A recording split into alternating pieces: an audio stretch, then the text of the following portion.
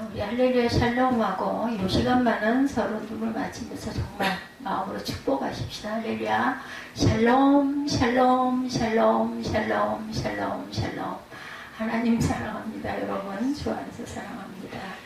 예, 오늘 맥주감사절 제가 1부 때도 말씀을 드렸듯이 저 현수막을 못 찾아가지고 그렇게 헤매다가 한 번 더 해봐야지 그러고는 힘을 내가지고 했더니 찾기도 이렇게 봤죠. 와서 저걸 어떤 걸 다 펼쳐야 할 줄 몰라. 그래서 펼쳐도 말아야 되니까 그랬더니 세상에 까만 글씨로 맥주 감사하고 써놓은 글자가 딱 있는 거예요. 그래서 그걸 뽑아가지고 얼마나 기뻤는지 몰라요. 그래서 저걸 달았어요. 성령 강림 주일이 지난달 첫째 주일이었었어요. 네, 그때는 그거 찾다가 못 찾아서 사도행전 1장 8절 말씀을 제가 대신 걸었습니다. 네, 나이가 먹다 보니 기억력도 희미해지고 말아서 넣을 때는 항상 함께 이렇게 넣어서 요 꼬람 되지 않는데 또 이제 1년이 지나가지고 그걸 즈음에 또 열려고 하면 어디다 뒀는지 기억이 안 나요. 많아가지고. 오늘 맥주감사주일입니다. 성경이 말하는 맥주절은 7월 첫 주일이 아니죠. 네, 성경의 맥주절은 초실절 처음 익은 열매를 드리는 절기하고는 오순절 6월절 후 50일째 되는 날. 근데 아까 말씀드린 대로 성령 감림절은 지난달 첫 주에 우리가 지켰어요. 6월 첫 주에. 그래서 한국교회가 지키는 맥주감사절은 성경의 맥주절과는 조금 거리가 있습니다. 맥주감사절은 한국교회가 어떻게 보면 독자적으로 만든 감사절기일 수도 있는데 뭐 보리, 밀 이런 추수를 감사하는 절기로 전통적으로 7월 첫 주일에 지키고 갑니다. 보리 추수를 피부로 느끼지 못하는 우리 생활 6개월을 돌아보면서 하나님께 감사하는 날 이렇게 생각할 수도 있겠죠. 7, 8, 9, 10, 11, 12 6개월이 남았어요. 보리를 추수하게 하신 분이 하나님이시기 때문에 뭐 보리뿐입니까? 모든 것을 추수하게 하시는 분은 하나님이시죠. 그래서 우리 크리스찬 농부들은 하나님께 감사하는 것이 마땅하죠. 아까 찬양해 주신 우리 에스더 전사님 감사합니다. 항상 우리는 감사 찬양할 때 마음이 기뻐져요. 그래서 기쁜 마음으로 감사로 제사를 드리는 그러한 저와 여러분들에게 오늘 이 시간이 은혜가 충만하시기 바랍니다. 6개월 동안 살아오게 해주신 하나님의 은혜, 그리고 또한 또 더 감사한 거는 뭐 지금도 문자가 많이 뜨고 요즘에는 또 이 비 그죠? 이 장마 이런 부분 때문에 문자가 뜨기도 하지만 코로나로 인해서 엄청 많은 숫자들이 계속해서 떴는데 요즘은 숫자가 무지무지하게 많이 줄어들었어요. 확실히 그런 걸로 봤을 때 이제 코로나가 조금 우리에게서 좀 비껴간 그런 그 감사, 이것도 우리가 감사해야 되고 그래서 또 마지막까지 열심히 지키고 주의하고 그리고 항상 본인이 할 수 있는 모든 것을 최선을 다해야 되겠죠. 4차 예방접종 안 하신 분들은 4차 예방접종도 때가 되면 하시기 바랍니다. 저는 뜨자마자 바로 가서 주사를 맞았습니다. 가족들이 건강한 것, 직장과 학업에서 만족한 성취를 얻는 것, 일상의 형통이 모든 것이 다 주님의 은혜 아래 있습니다. 우리가 6개월 동안 살아온 것 또한 주님의 은혜죠. 정말 어쩌면 이렇게 나이가 먹으면 정비례 한다더니 한 해가 시작이 돼서 눈 깜짝할 사이에 3, 4, 5월이 되더니 5, 6월이 되더니 벌써 7월 첫 주입니다. 주께서 우리에게 이미 주셨고 주시기를 원하시는 가장 큰 축복, 다른 게 아니라 성령의 열매. 우리가 추수, 곡식의 추수, 뭐 물론 우리는 이 농부들처럼 곡식을 추수하지는 않지만 항상 그 은혜처럼 항상 성령의 열매를 항상 사모하고 우리는 얼마나 잘한다. 그런데 어떤 사건에 부딪히면 열매는커녕 다 어디로 가버리고 전만 못할 때도 너무나 많아서 하나님께 부끄러운 마음뿐입니다. 우리 주님의 뜻은 자신의 자녀들이 성령의 열매를 풍성하게 맺는 것을 지금도 묵묵히 바라보고 기다리고 계시죠. 그러니까 성령의 열매를 풍성하게 맺을 때 하나님 얼마나 기뻐하실까. 우리가 보면 자녀들 마찬가지죠. 자녀가 조금 어제 또 우리 사무엘이 제가 없는 시간에 여기 아래로 높이 새는 것 때문에 여기 아마 사장님이 저는 여기 여자 그 주인분이 오신 줄 알았더니 오늘 보니까 바깥분이 오신 것 같아요. 사람을 데리고. 그래서 사무엘이 열심히 아래층도 내려가 보고 왜 물이 새는지 그 이유도 함께 이야기를 하고 한 것 같습니다. 그래서 얼마나 감사한지 아들이 벌써 저렇게 컸어요. 이 성령의 열매는 우리가 잘 아는 바와 같이 9개 23절에서 22, 3절에 있죠. 사랑과 희락과 화평과 오래참음과 자비와 양성과 충성과 온유와 절제니 이 같은 것을 금지할 법이 당연히 없습니다. 이런 열매를 많이 맺어야 할 줄로 믿습니다. 9가지 성령의 열매는 우리의 내면에 맺히는 아름답고 균형이 잡힌 성품을 말하죠. 한마디로 말해서 예수님을 닮는 인격입니다. 어떻게 해요? 작은 예수. 예수가 좋다고 하고 우리가 찬양을 합니다. 근데 그 예수를 따라가는 게 그렇게 결코 쉽지만은 않아요. 사모하고 좋아하고 경외하고 이렇게 가지만 우리가 아까도 말씀드린 대로 또 문제에 딱 부딪히게 되면은 그만 어느 순간 그냥 와르르 무너져 버려서 나중에 정말 너무 부끄럽다는 생각을 많이 합니다. 23절 하반절에 이 같은 것을 금지할 법이 없습니다. 성령의 열매로 표현된 이 같은 성품은 그리스도인들에게 항상 아름다운 장려해야 할 크리스찬들에게 꼭 필요한 덕성을 의미하죠. 사람들은 속사람보다 겉사람을 보고 감탄하게 됩니다. 1부 때도 얘기를 나눴지만 우리 보여지는 것들에 연연할 때가 너무나 많아요. 근데 보여지지 않는 게 더 귀할 때가 상당히 많죠. 육체적인 건강, 미모, 학위, 지위, 경력, 출신 이런 관심들이 많을 수밖에 없게 돼요. 보여지는 부분이고 또한 그 힘이 실려있는 부분이다 보니까 건강하고 아름답고 이런 사람들 보면 전 참 부럽습니다. 특히나 수영장 갔을 때 샤워할 때 보면 아주 젊은이들 얼마나 그죠? 이뻐요. 균형 잡히고 매끈하고 아주 날씬하고 깨끗하고 이런 부분 보면 나도 저럴 때가 있었는데 하고 어느덧 저는 이렇게 약간 움츠리고 감추는 그럴 때가 됐는데 그 건강한 그 청년들은 보면 아주 활기 있게 입었을 때나 벗었을 때나 똑같이 열심히 이야기하면서 때로는 이제 가끔 좀 소란스럽다 왜냐면 울리잖아요. 목욕탕이. 그렇긴 하지만 어찌됐든 간에 정말 부럽다. 얼마나 건강해서 모든 거를 다 할 수 있겠지. 그럼에도 불구하고 또 그 나이 때는 어땠어요? 저희들이 아이고 이것저것 다 귀찮아 쉬고 싶어 이런 생각 많이 했죠. 이렇게 그것을 바라보면서 감탄하고 그 동경하는 것이 그런 시선이 있다는 건 아마 저도 젊었을 때 그럴 수도 있었을 텐데 몰랐던 것 같아요. 근데 이제 몸이 약해지고 나니 할 수 없는 게 너무 많아지다 보니까 엎드리는 걸 너무 못하잖아요.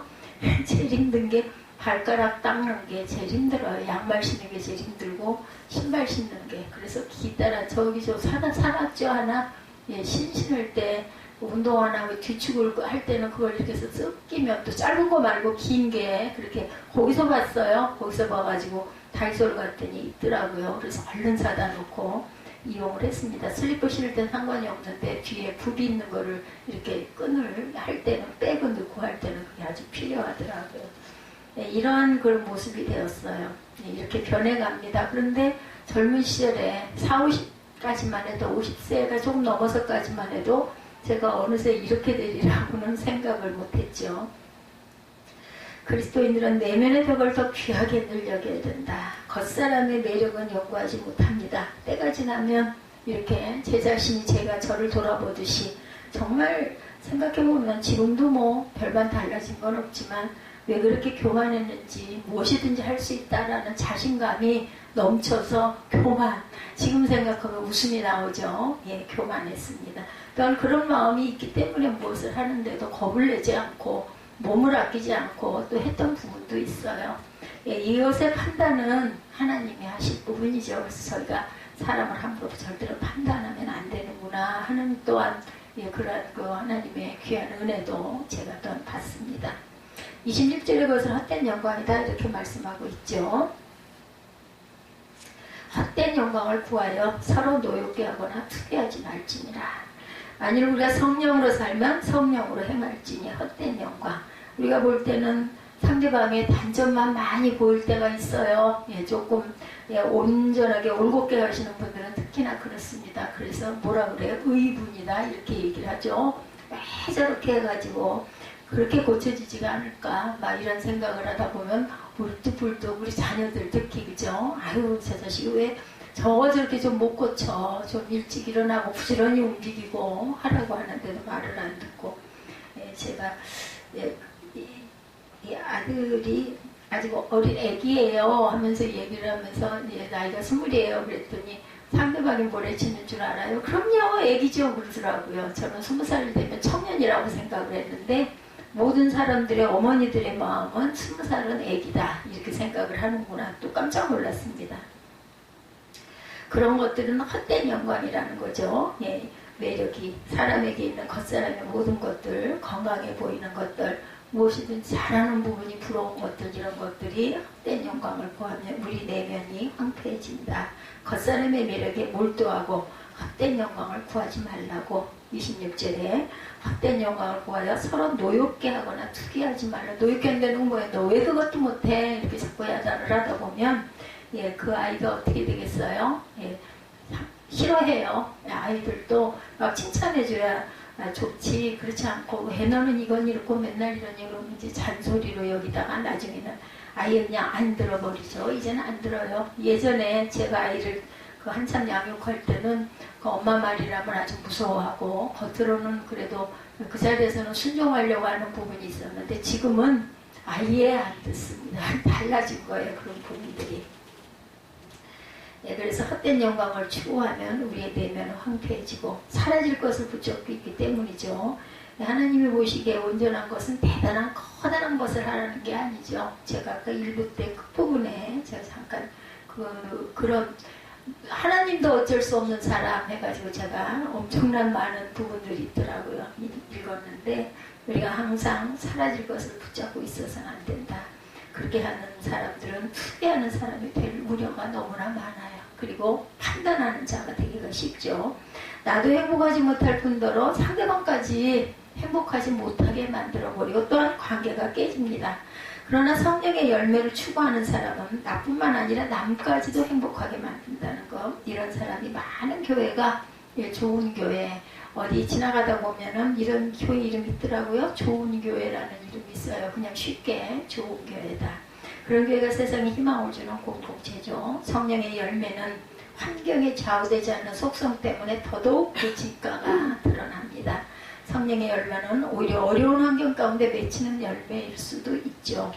저는 이런 말씀, 이 부분 말씀 전할 때는 꼭 생각나는 시가 있어요. 여러분들 잘 아시는 서정주 씨의 국화옆에서 밤새 무서리가 더 그렇게 내린 것은 한 송이 국화 꽃을 피우기 위함이다. 이렇게 말씀하죠. 그렇기 때문에 사랑할 수 있는 마음, 베푸는 아가페 사랑, 원수까지도 품는 사랑 아주 힘들어요. 이것도 국화 옆에서처럼 힘듭니다.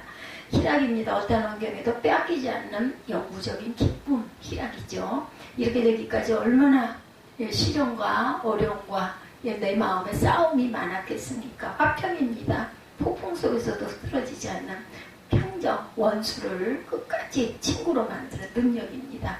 오래 참음, 약속된 소망의 날에 아름답게 변할 형제의 모습을 미리 바라보는 여유.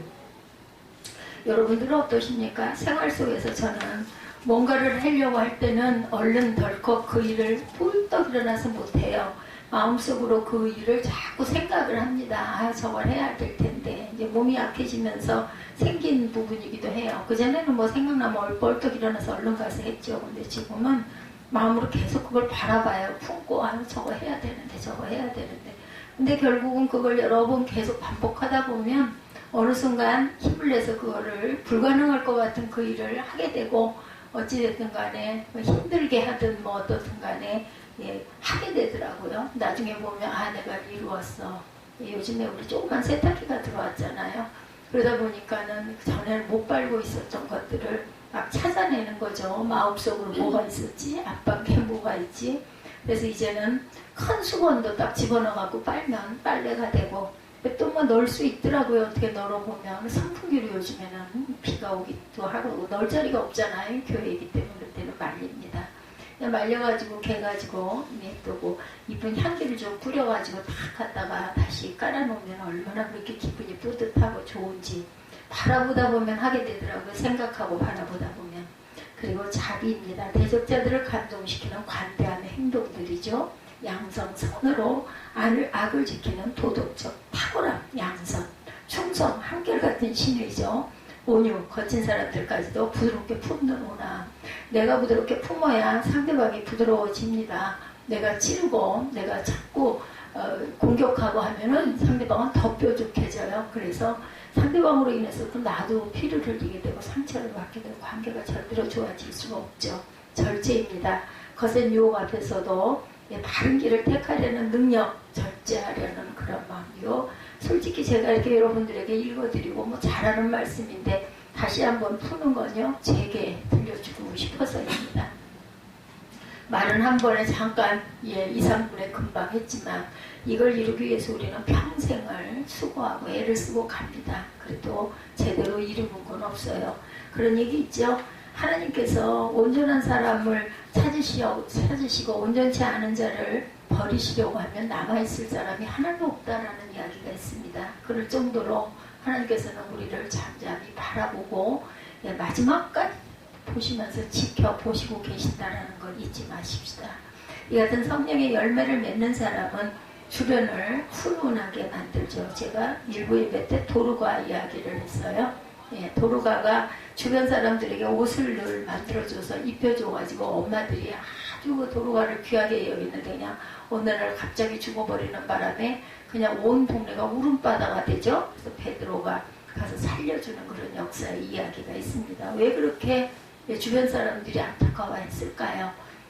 받은 바가 많아서 그래요. 근데 옛날에 지금이야 뭐 돈 조금 가지고 가면 옷 사입을 수 있지만 그 옷이 없었잖아요. 귀하잖아요. 특히나 어려울 때였기 때문에. 그런데 이렇게 늘 옷을 직접 만들어가지고 주변에다 이렇게 나누다 보니까 그게 너무너무 고맙고 반갑고 감사했겠죠. 근데 베란간에 돌아가 버리고 나니까 그렇게 슬퍼하고 온 동네가 다 슬퍼하는 바람에 다시 살리는 그런 기적의 역사가 일어나기도 합니다. 이처럼 세상에 푸른한 따뜻한 바람을 안겨줄 줄 아는 그런 사람을 안타까워합니다. 이런 사람들을 볼 때 우리는 또한 감동을 받죠. 어머 그랬대. 그러면서 마음속으로 아이고 부끄러워라, 아이고 부러워라 이런 마음을 우리가 먹게 됩니다. 그럼 어떻게 하면 이 성령의 열매를 내줄 수 있을까? 7절에서 8절에 말씀하죠. 스스로 속이지 말라. 하나님은 업신여김을 받지 아니하시나니 사람이 무엇으로 심든지 그대로 거두리라.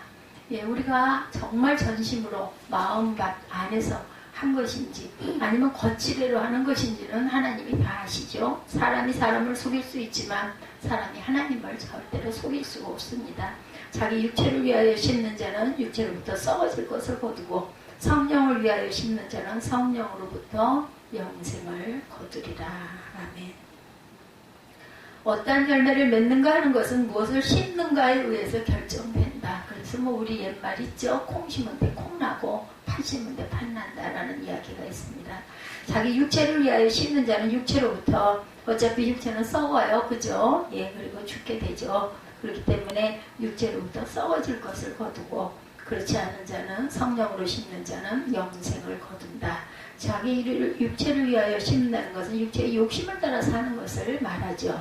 육체의 욕심이라는 것은 인간의 이기적인 본성, 죄에 기울어지는 본성을 말합니다. 이를 옛사람이다 이렇게 얘기하죠. 그래서 이전 것은 사라졌으니 보라 이제는 새 것이 되었도다. 우리가 늘 이렇게 입술로 고백하죠. 언제 그래요? 이런 말씀 많이 해요. 새해 연초에 이전 것은 지나갔으니 보라 새 것이 되었도다. 이렇게 육체의 욕심을 따라 살면 육체의 열매를 당연히 거두겠죠. 육체의 열매 중에 대표적인 15가지가 5장 19절에서 21절에도 열거하고 있습니다. 이것을 크게 4부류로 나누게 되죠. 육체 일은 분명하니 뭐라고 그래요? 19절에 음행과 더러운 것과 호색과 우상숭배와 주술과 원수 맺는 것과 분쟁과 시비와 분쟁과 탕짓는 것과 분열함과 이단과 투기와 술취함과 방탕함과 그와 같은 것들이라. 전에 너희에게 경계한 것 같이 경계하노니 이런 일하는 자들은 하나님의 나라를 유업으로 받지 못할 것입니다. 맞죠? 유업으로 받지 못하는 거 우리는 다 압니다. 육체 열매 중에 대표적인 15가지 제가 읽었어요. 이것을 크게 4부류로 다시 나눠보면 성적 범죄, 음행, 더러운 것, 호색, 거짓, 신을 숭배하는 죄, 우상 숭배와 술수, 인간관계 불화, 원수 맺는 것, 분쟁, 시기, 분냄, 당짓는 것, 분리하는 것, 이단과 투기, 그죠? 또 주력과 관련된 거, 절제하지 못하는 죄, 술 취함과 방탕함, 이렇게 4가지로 나눌 수가 있어요. 문제는 이 같은 육체의 열매를 성도들도 맺는다는 게 문제입니다. 그래서 바울은 성도들에게 경계하죠. 이런 일을 하는 자들은 하나님의 나라를 유업으로 받지 못할 것이다. 그래서 이런 일을 하는 자는 계속 이런 위에 제가 읽은 것 같은 이런 음행과 더러운 것과 호색과 거짓신을 숭배하는 죄와 우상과 술수와 또한 분쟁과 시기와 분냄과 당짓는 것, 이런 것들이죠. 그리고 술 취함과 방탕함, 이런 걸 자꾸 반복해서 죄를 짓고 고치지 못하는 자는 하나님의 나라를 유업으로 받지 못할 것이다. 그러한 자들을 그리스도인이라고 말할 수 없죠. 그 대신 그리스도인들은 성령을 쫓아 행함으로 육체의 욕심을 이루지 아니하고 성령의 열매를 맺어야 한다. 성령을 쫓아 행하라는 말은 성령으로 살아가라 라는 뜻이죠. 이것은 17절에서 육체의 소욕을 따르지 않고 성령의 소욕을 따르는 자다 이렇게 말씀합니다. 성령을 거스르고 성령은 육체를 거스르나니 이 둘이 서로 대적하므로 너희가 원수가 원하는 것을 하지 못하게 하려 함이라. 17절에도 이렇게 말하죠. 성령이 인도하신 바가 되면 율법 아래 있지 아니하리라. 5장 19절입니다. 육체 일은 분명하니. 그리고 21절에서 24, 5절에 보면 그리스도 예수의 사람들은 육체와 함께 정욕과 탐심을 십자가에 못 박았다. 우리가 성령으로 살면 성령으로 행할지니 헛된 영광을 구하여 서로 노엽게 하거나 투기하지 말라. 이렇게 말씀하고 있죠. 성령의 인도를 따른다. 25절에는 성령으로 살고 성령으로 행한다. 이렇게 표현합니다. 마지막에 말한 성령으로 행한다는 것은 성령과 함께 간다라는, 함께 동행한다라는 거죠. 성령을 쫓아 행하는 것, 성령으로 사는 것, 성령과 함께 걸어가는 것. 성령의 인도를 따르는 것은 모두 같은 말로 성령께 전적으로 의존하고 순종한다라는 뜻입니다. 성령의 뜻대로 사는 것, 성령의 도우심으로 의존하는 것. 그러면 성령으로부터 성령의 열매를 얻고 결국은 하나님의 나라의 유업을 받아 영생을 누리게 된다. 이렇게 성경은 약속합니다. 전적으로 성령께 의존하는 상태를 바울은 에베소서에서 성령 충만이다. 저희 뒤에 벽에 늘 성령 충만이 붙어 있어요. 그죠? 이 간단한 내자인데 이 성령 충만이 얼마나 어려운지. 성령으로 충만할 때 우리의 속사람이 자연적으로 맺히는 인격의 열매가 성령의 열매들이죠. 그러므로 성령의 열매는 성령 충만의 결과물이라고 볼 수가 있습니다. 어떠한 자가 성숙한 그리스도인인가, 성령 충만한 자인가 하는 것은 성령의 열매를 보고 판단을 하죠. 성령의 열매로 성령 충만의 정도와 신앙의 성숙도를 측정할 수가 있습니다. 그래서 예수님은 산상수훈의 결론 부분에서 남의 좋고 나쁨을 판단하는 가장 확실한 근거가 열매에 있듯이 하나님 나라의 거짓 일꾼과 참 일꾼의 구별도 그들의 열매를 보고 판단한다고 말씀하죠. 예수님은 그 시대 사람들에게 소위 말해서 능력 있다고 하는 지도자들을 조심하라 경고합니다. 그들이 주의 이름으로 선지자 노릇을 하죠. 귀신을 쫓아냅니다. 많은 권능을 행합니다. 그러나 예수님은 그러한 능력이 참된 것인지를 알아보아야 한다라고 말하죠. 오늘날에도 마찬가지입니다. 우리가 그리스도인들은 성령의 열매보다는 성령의 은사에 더 관심이 있어요. 눈에 보여지는 것들이다 보니. 그래서 설교 잘하는 사람, 병 고치는 은사를 가진 사람, 이 일을 능력 있게 처리하는 사람을 선호하죠. 그런 사람을 하나님의 큰 일꾼이다 이렇게 판단을 하죠. 뭐라 그래, 유명한 사람, 누구다 하면 딱 알려질 만한 그런 사람, 그런 분들이 다 그렇다는 건 아닙니다. 예수님의 눈에 보이는 것에 감동을 받지 말고 그들에게서 성령의 열매가 있는지를 주의하여서 찾아보라. 판단해서도 안 되죠. 만약에 그들에서 성령의 열매가 보이지 않으면 속히 떠나라고 말씀하죠. 그들은 불법을 행하는 자들이고 성도들을 그릇된 길로 인도하는 자들이기 때문이다. 성령의 은사를 유감없이 발휘한다고 해서 그가 당연히 성숙한 그리스도인이라고 판단할 수가 없다는 거죠. 물론 맡은 일은 잘 해냅니다. 예, 아주 유능하게 잘하죠. 하지만 그것으로 교회가 알차게 성장하는 것은 아니라는 것. 대체적으로 교회 문제는 은사나 재능이 많은 사람들이 성령의 열매를 맺지 못할 때 발생합니다. 훌륭한 설교자라고 해서 반드시 그가 성숙한 성도라고 볼 수는 없죠. 유명한 복음성가 가수라고 해서 그가 반드시 하나님을 잘 예배하는 자라고 할 수는 없습니다. 그런데 저는 이런 경우에 이렇게라도 은혜를 끼칠 수 있는 그릇이 된 거 저는 참 대단한 그 열매라고 저는 생각합니다. 어떻게 생활이 그 사람의 목소리에서 나오는 찬양의 울림 그런 감동과 똑같겠습니까? 그렇다 않다 할지라도 그렇게라도 증거하고 전할 수 있으면 저는 그것도 하나님의 은혜다 이렇게 생각을 합니다. 신앙서적을 저술해서 베스트셀러가 그런 작가가 되었다고 해서 그 식으로 성령 충만한 자라고 판단할 수 있는 증거는 못 됩니다. 그 부분에 은사를 주신 건 확실한 거죠. 그렇기 때문에 너무나 사람의 생활까지 연결해서 봤다가는 정말 그게 다 부합되는 사람은 정말 없으리라고 저는 생각합니다. 인간이기 때문에 약한 곳이 있어서. 예, 뭐 마찬가지죠.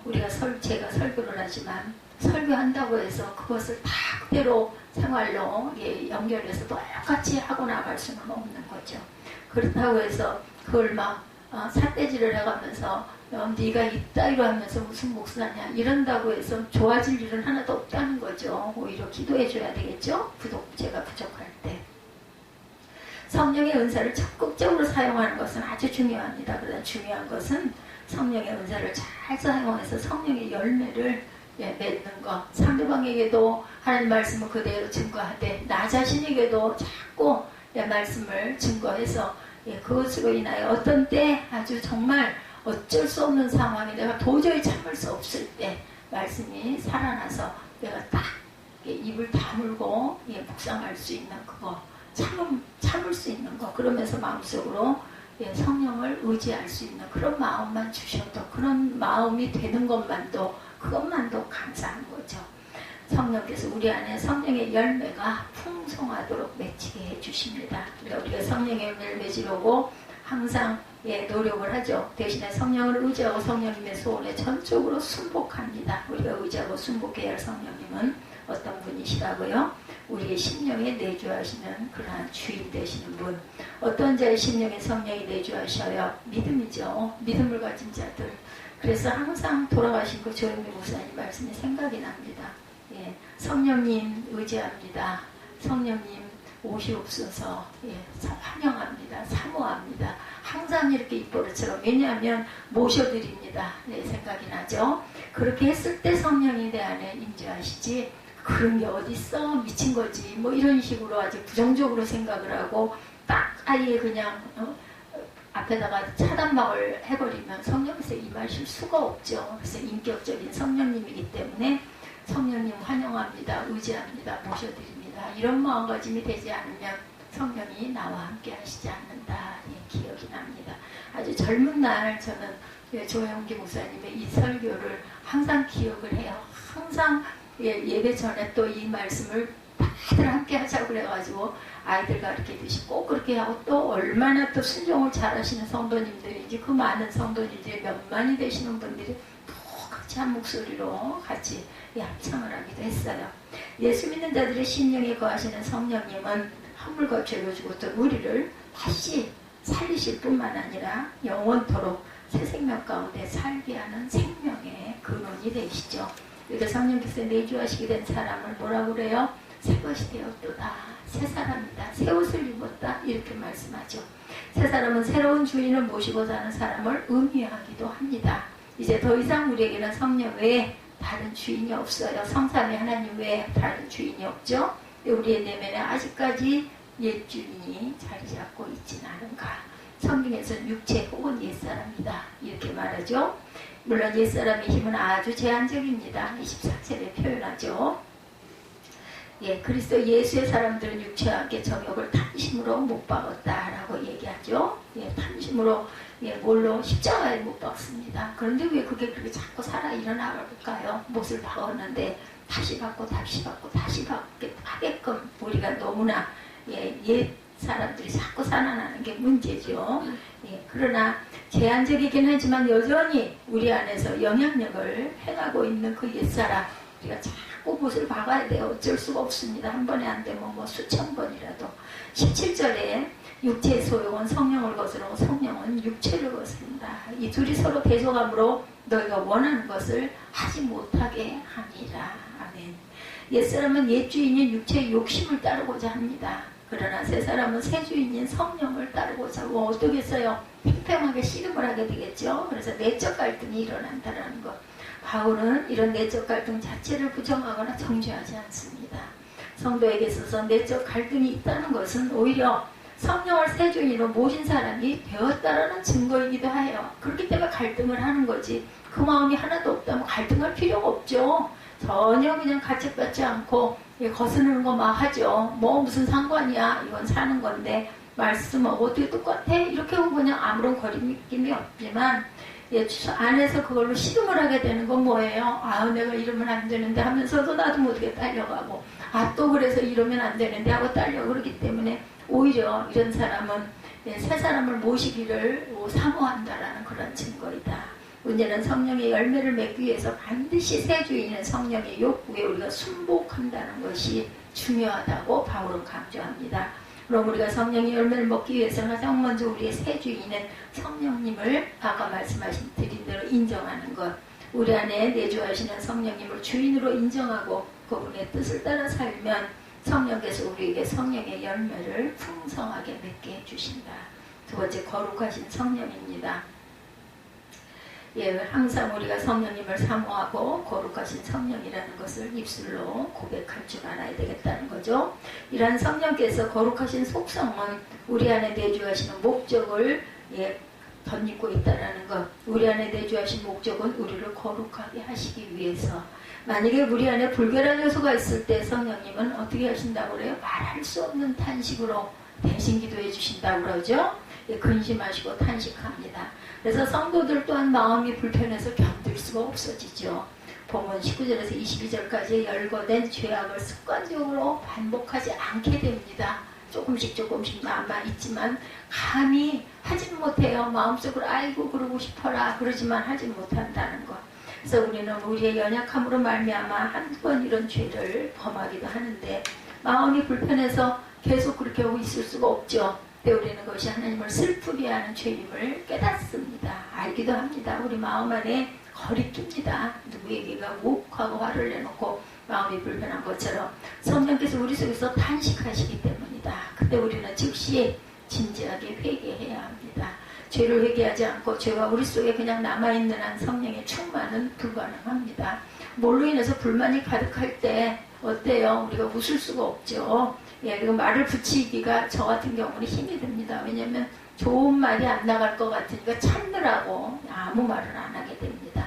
수도 안에 오물이 막혀서 배출이 제대로 되지 않은 것과 같습니다. 왜 우리가 죄를 회개해야 합니까? 구원받기 위해서가 아니라 깨끗하게 비우고 맑은 마음으로 성령 충만하기 위해서죠.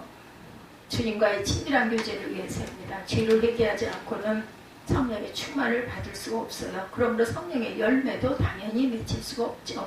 세 번째, 간절히 찾는 자에게는 충만히 임재하시는 성령이죠. 개혁교회들이 신앙의 표준으로 삼고 있는 웨스트민스터 신앙 고백서에 성령은 성부와 성자에게 영원히 나오신다 이렇게 표현되어 있습니다. 성령은 오순절 때 한 번 오시고 만 것은 아닙니다.